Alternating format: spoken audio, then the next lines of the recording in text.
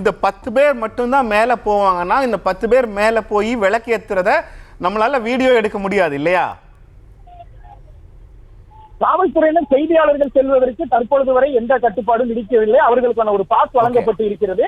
Pass இருக்கக்கூடிய செய்தியாளர்கள் மேலே செல்வதற்கான வாய்ப்புகள் இருப்பதாக தான் இங்கு இருக்கக்கூடிய நமது செய்தியாளர்களே தகவல் தெரிவிக்கின்றனர். ஏனென்றால் அந்த நயினார் நாகேந்திரன் உள்ளிட்டோர் போராட்டத்தில் ஈடுபட்ட பகுதியில் நமது செய்தியாளர்கள் குழுவும் இருக்கிறது.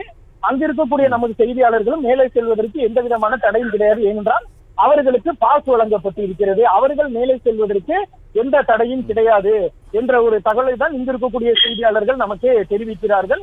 அவர்களுடன் முதல் கட்டமா ஒரு தகவல் என்னன்னா, இன்றைக்கு மலை ஏறவே அனுமதி மறுத்துருச்சு மதுரை மாநகர காவல்துறைன்னு தான் முதல்ல தகவல் வெளியானது. நீங்க ரொம்ப தெளிவா அதை தெளிவுபடுத்தி இருக்கீங்க. மாநகர காவல்துறை நீதியரசர் GR சுவாமிநாதன் உத்தரவுக்கு கீழ்ப்படிந்து குறிப்பிட்ட 10 பேரை மலை மேல் ஏற அனுமதி கொடுத்திருக்கிறார்கள். ஆனால் அந்த 10 பேர் மட்டும் போனா அது ஒரு பெரிய வெற்றியாக தெரியாது என்பதால் மாநில தலைவர் நயினார் நாகேந்திரன், ராம ஸ்ரீனிவாசன், அமர் பிரசாத் ரெட்டி உள்ளிட்ட முன்னணி பாஜக தலைவர்கள் நூற்றுக்கணக்கானோர் அந்த மலை மேல் ஏற முயன்று இருக்கிறார்கள்.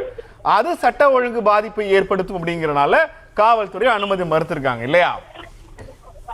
காவல்துறையினுடைய வாதம் அதுவாக தான் இருக்கிறது.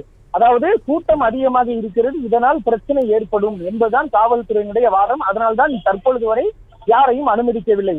நீங்கள் குறிப்பிட்டது போல திருப்பரங்குன்றம் மலையடிவாரத்திற்கு கீழே நயினார் நாகேந்திரன், அமர் பிரசாத் ரெட்டி அவர்கள் ஒரு குழுவாக இருக்கிறார்கள். அங்கு மனுதாரரான ராம ரவிக்குமார் இருக்கிறார்.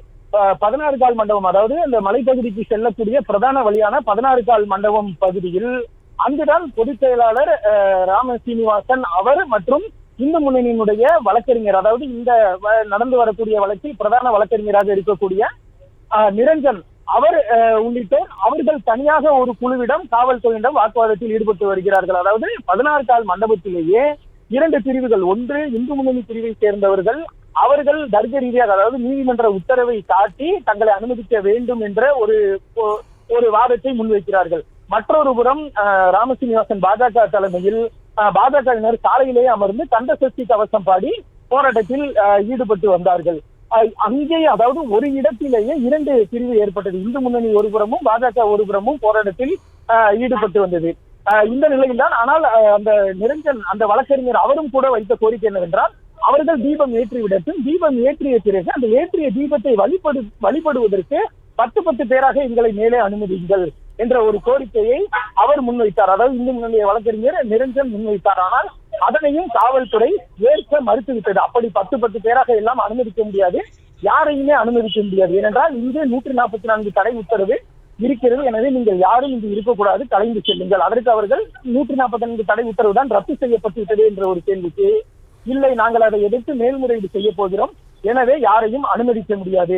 இன்னொன்று நம்ம இந்த இடத்தில் குறிப்பிட வேண்டியது என்னன்னா, இந்த திருப்பரங்குன்றம் செல்வதற்கு கிட்டத்தட்ட 2 நுழைவாயில்கள், பிரதான வாயில்கள் இருக்கின்றன.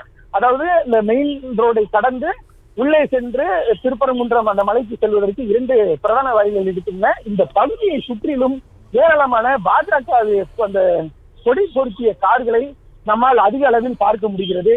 தற்பொழுது இங்க உள்ளே இருந்த பாஜகவினுடைய அந்த வாகனங்கள் அனைத்தும் தற்பொழுது இங்கு புறப்பட்டு சென்றிருக்கின்றன. அது நயினாருக்காக வந்த வாகனமாக இருக்கட்டும், மற்ற பாஜகவினர் வந்த வாகனங்களாக இருக்கட்டும் என அனைத்து வாகனங்களும் தற்பொழுது இந்த பகுதியில் இருந்து புறப்பட்டு இருக்கின்றன. இந்த சாலை மறியலில் ஈடுபட்டிருந்த பாஜகவினரும் தற்பொழுது இங்கிருந்து அப்புறப்படுத்தப்பட்டு இருக்கிறார்கள்.